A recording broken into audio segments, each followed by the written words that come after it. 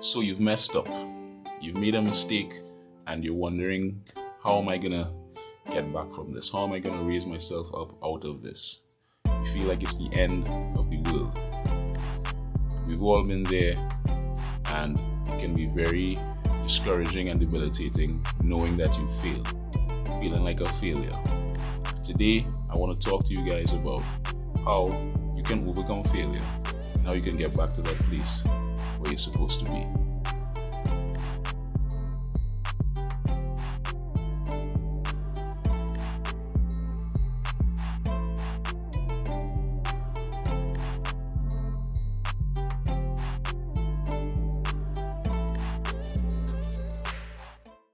Alright guys, it's me again, Daryl. It's good to be back. I had a short pause in the videos, one because of work, and secondly because I had some technical issues I had to deal with in relation to just recording these videos. But thank God we're back. We can't stop. We have a real purpose here. So today we're talking about failure and just dealing with that feeling of depression or feeling that it's over. We've messed up so bad that we can't come back. We've all been there, or at least I know I've been there, and it can be very, very discouraging, largely because you make a mistake and then you know that you weren't supposed to make that mistake. It seems as, especially for us as Christians, we're always being warned about the perils of life and the things that can happen if we don't take heed, if we don't watch out. I mean, Jesus Christ, he warned the disciples. He said, look, tribulation is going to come, but don't worry, I've overcome the world. He told Peter, the enemy wants to sift you as wheat. Even the apostles, they warned us. They said, look, the enemy is roaming around like a roaring lion. He's you have to take on the whole armor of God so you can stand against the wiles of the enemy. The Proverbs tells us that a wise man, he sees danger from afar off and he hides himself. But the foolish, they pass on and they are punished. And even David said, we need to hide the word in our hearts so that we won't sin against God. But what happens if we don't take heed, or we don't listen to all those pieces of advice, if we don't listen to the warnings? Well, bad things can happen, right? You can make a mistake, you could do something and could hurt somebody you care about, you could hurt yourself, right? And then you feel like, wow, how did I allow this to happen? This is not the way it was supposed to be, right? This is not where I belong, in this place. And you feel like your life has been derailed in some form or some way or some fashion. Well, gladly for us, there's an example. God provides examples in His Word for different situations. And this is not a situation that He's left us without something to look at, right? So I just want to look at one quick story. You probably know it. It's the story of the prodigal son. And that's found in Luke chapter 15. Right, so I won't read the whole thing. I'll probably just read a few verses, but I'll give you the beginning of it. So in Luke chapter 15, you see there's a man, a father. He has two sons, and the younger son, he sees, well, look, my father has all this wealth. I'm supposed to inherit some of it. I'm just going to ask my father for my portion. Right, so he goes to his father. He says, hey, Dad, give me my portion of my inheritance, or give me my portion of your wealth. No, give me my inheritance now. And father gives it to him. The father says, okay, well, this is yours. See, this is yours. And he gathers all of his wealth, all of his inheritance, and he leaves. And he goes to another country, and he spends it all on riotous living. That's what they said, riotous living. And you can tell, based on what he says later on in the story, that he was living a sinful life. He was doing things that he wasn't supposed to be doing. Eventually, as these things go, he spends all the money that his father had given to him. And I just want to read this passage because it's very, very, very instructive, and it helps us for the exercise we're doing today. So it says, but when he had spent all, there arose a severe famine in that land, and he began to be in want. Then he went and he joined himself to a citizen of that country, and he sent him into his fields to feed swine. And he would gladly have filled his stomach with the pods that the swine ate, and no one gave him anything. But when he came to himself, he said, how many of my father's hired servants have bread enough and to spare, and I perish with hunger?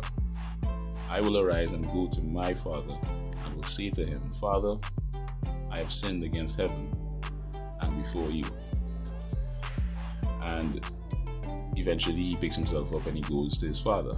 And the Bible says that his father saw him coming from afar off, and then he ran out and he greeted him, and eventually he restores him back to that place of being a son in the family. He doesn't go back as a servant. He goes back as a son. And it's from this story I just want to give some advice.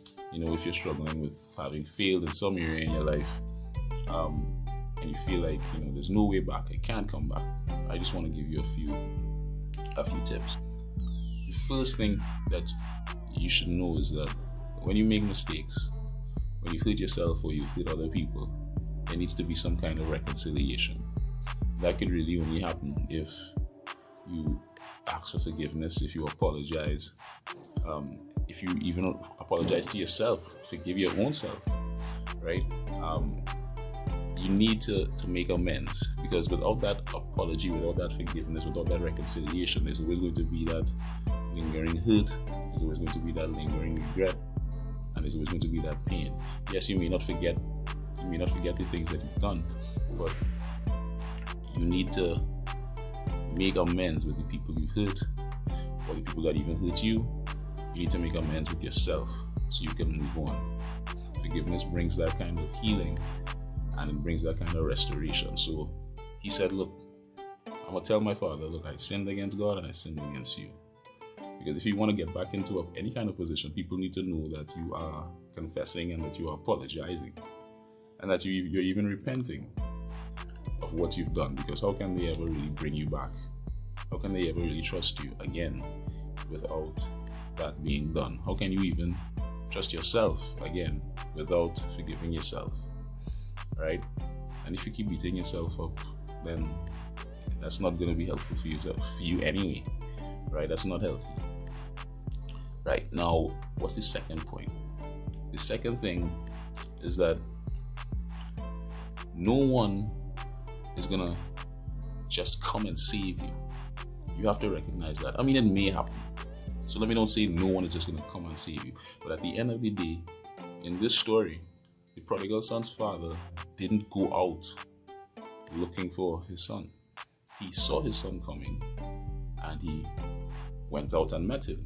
But he didn't go looking for him in this other country. And sometimes you may feel, or you may wish, or you may want that someone would come and take you out of the doldrums, take you out of this depressed state and make you feel better. But that doesn't generally happen. Bible says here that no one gave him anything. Yeah, he got a little job with the pigs, but that was the doldrums. When he was there, he wanted to eat the pig food. No one gave him anything. He had to pick himself up and go. So don't expect that people are just going to come and intervene and force you to get better. You're going to have to take some responsibility for yourself. Thirdly, don't just stay quiet. Sometimes we're in these situations and we feel like we can't talk, we can't say anything. We just remain quiet and we're dealing with it on the inside. The prodigal son didn't do that. He spoke to himself actually, and he said, hey, my father has servants and they have bread enough to spare. They have bread enough to spare for themselves. And here I am, I want to eat pig food. Sometimes you have to speak to yourself, and that ties hand in hand with my other point, which is that you have to wake up and recognize that You are someone special. God made you. God chose you for some purpose, and He's your Father. All right, you are a son of someone great. Because what we accept in this story is that the Father in this story is really representative of God in our lives. We can go back to Him because He's our Father. He loves us and He cares for us. And the same way that the Father was looking out for His Son, God is looking out for us and He's waiting for us to come back. Even when we make mistakes, even when we mess up, God is waiting for us to come back. So that was point 4. God is waiting, and you have to remember who He is and who you are. Okay? And this is my last point coming up now. My last point is that emotions can only get you so far. You're going to feel sad, you're going to feel disappointed, you're going to feel discouraged, but you have to remember that you have to act. You know, the prodigal son was sad, he was distressed, he was probably feeling hopeless, but those feelings can only get you so far. At the end of the day, you have to get up and move and go back home. Whatever it is, the situation is that has you in that place of, you know, depression, feeling that things aren't the way they're supposed to be. It's time to come home. You know, you can come back. It's not the end. The Bible says that a righteous man will fall 7 times, but he gets back up each time. Get back up and be of service to God. Get back up, be of service to your family. Don't stay where you are. Go back and make an impact, a positive impact now. You made your mistake, it's time to move on.